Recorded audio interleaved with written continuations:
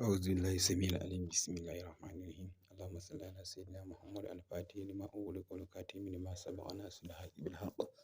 والهادي إلى صراطك المستقيم وعلى آله حق قدره ومقداره العظيم هذا من يتمنى إليك يا رسول الله السلام عليكم ورحمة الله وبركاته ‘yan uwana wannan majmu'a masu tarin albarka manya-manyan malamanmu da manya-manyan sha'irai da zakirai da ‘yan ƙananan almajirai irina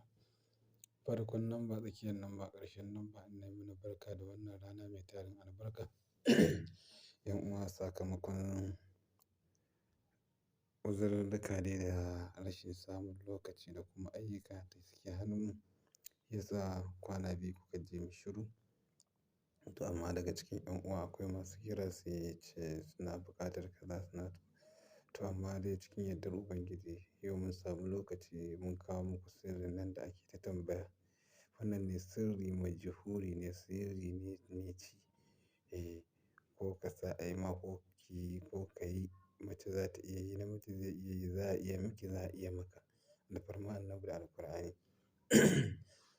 ‘yan uwa wannan sirri farraƙu ne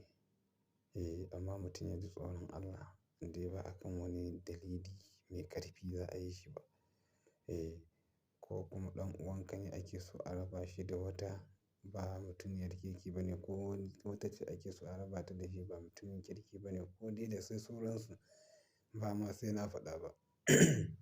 to shi wannan sirri yadda ake amfani da shi kaga wai uttum ɗin nan tum ɗumi ara ɗin ake udina ɗin za a buɗa ta amma za a rubuta a jikin allon ƙarfe za a rubuta sunan da wanda ake so a raba su ɗin sunan shi a ƙasa nata a sama in an namiji ake so a raba haka zalika in mace ne ma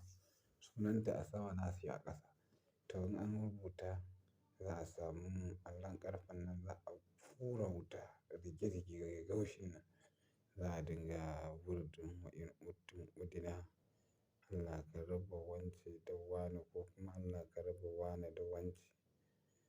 ka yi kullum za ka yi 3313 kwana uku to insha Allah akai wannan za a yi mamaki Allah ya